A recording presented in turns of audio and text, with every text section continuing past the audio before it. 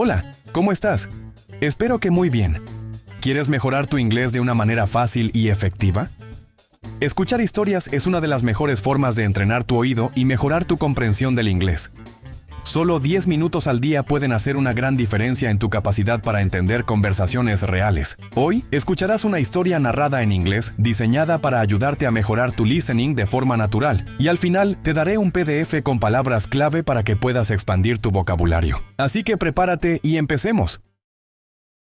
Mysterious letter. One cold evening, Emma sat alone in her small apartment, curled up in a blanket, reading a book. Outside, the wind howled against the window, making the glass vibrate slightly. The soft glow of a single lamp illuminated the room, casting long shadows on the walls. It was a peaceful night, or so she thought. Suddenly, she heard a sound. A soft, almost hesitant knock on the door. She froze. It was unusual. She wasn't expecting anyone. She glanced at the clock. 11:07 p.m. Who would visit her at this hour? Cautiously, she stood up, her heart beating slightly faster. She approached the door and hesitated before opening it. Taking a deep breath, she turned the knob and pulled it open. No one was there. The hallway was empty. The dim light flickered slightly, casting eerie shadows on the walls. A sudden gust of cold air rushed in, making her shiver. But then, she noticed something. Lying on the floor, just outside her door, was a small envelope. It was old-fashioned, made of thick, cream-colored paper, and sealed with a deep red wax stamp. Her name was written on it in elegant, cursive handwriting. Emma's hands trembled slightly as she picked it up. She stepped back into her apartment, closing the door behind her. She stared at the envelope for a long moment before finally breaking the seal. Inside was a single sheet of paper. Just one sentence. Meet me at the old oak tree in the park at midnight. Come alone. Emma felt a chill run down her spine. Who would send something like this? And why? She checked the envelope for any other clues. No return address, no signature, nothing. Just those words. She thought about ignoring it. Maybe it was a prank. Maybe someone had delivered it to the wrong address. But deep inside, she knew that wasn't true. This was meant for her. Her heart pounded as she looked at the clock again. 11:45 p.m. She had 15 minutes to decide. Curiosity battled with fear. Every rational thought told her to stay home. Lock the doors and forget about it. But another part of her, an irrational, adventurous part, needed to know. Finally, she grabbed her coat, slipped into her shoes, and stepped out into the night. The streets were eerily quiet. The usual distant hum of the city seemed muted, as if the world itself was holding its breath.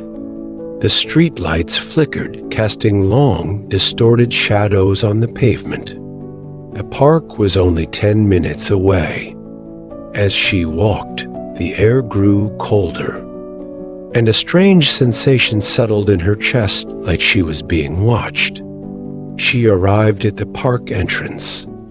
The iron gate stood open, the pathway beyond disappearing into darkness. The old oak tree wasn't far, just down the main path. With each step, her breathing became shallow. The silence was unnerving. Not even the usual rustling of leaves or distant sounds of traffic. Just silence. Then she saw it.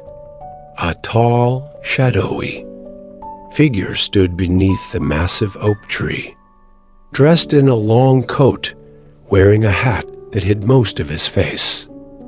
He was perfectly still, as if he had been waiting for her. Emma took a deep breath.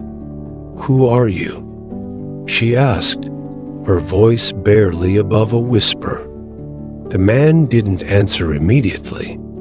Instead, he reached into his coat pocket and pulled out another envelope. Slowly, he extended it toward her. Emma hesitated, but took it. Her fingers trembled as she opened it, the cold night air making it even harder to control her movements.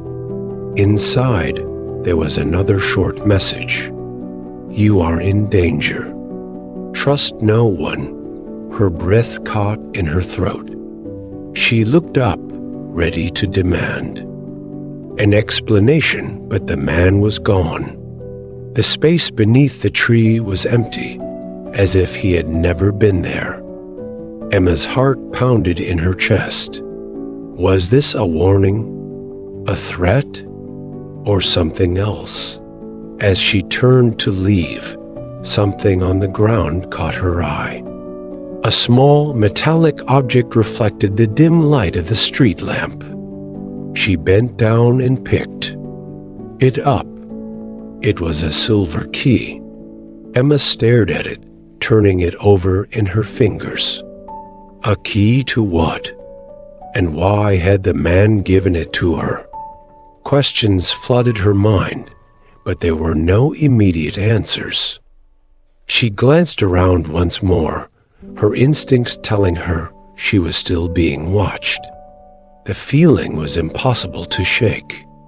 Holding the key tightly, she hurried back home, her footsteps echoing on the pavement. The moment she stepped inside and locked the door, she exhaled sharply, trying to slow her breathing. The key felt ice cold in her palm. She needed to find out what it opened. But how? The only clue was the letter, the warning to trust no one. Emma sat down at her desk, placing the key beside the mysterious envelope. She needed to think.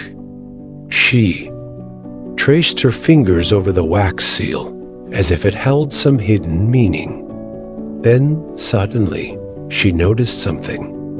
The wax had a faint engraving, almost imperceptible. She held it up to the light.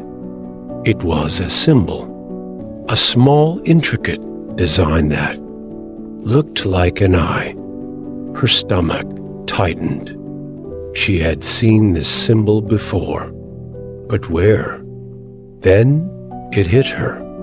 Years ago, in her grandmother's. She had found an old wooden box with the exact same symbol carved into the lid. But that box had been locked.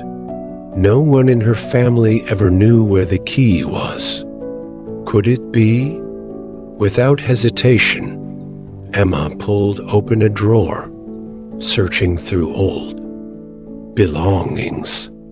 She found the photograph she was looking for, a picture of that mysterious box.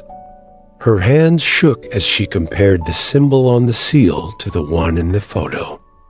It was a perfect match. A deep sense of unease settled over her. What had she gotten herself into? Was this just a strange coincidence, or had someone been planning this moment for years? There was only one way to find out. She needed to return to her grandmother's house. But it was miles away, in a small town she hadn't visited in years. And if the letter was true, if she really was in danger, then every step closer to the truth could bring more risk. Emma swallowed hard. Trust no one. The warning echoed in her mind, but she had already made her decision. Gripping the silver key tightly, she grabbed her car keys and headed for the door. The night was far from over. Gracias por escuchar esta historia. Recuerda que en la descripción encontrarás un PDF con algunas palabras clave. No olvides suscribirte, darle like y dejar un comentario contándome qué te pareció la historia. Nos vemos en el próximo video.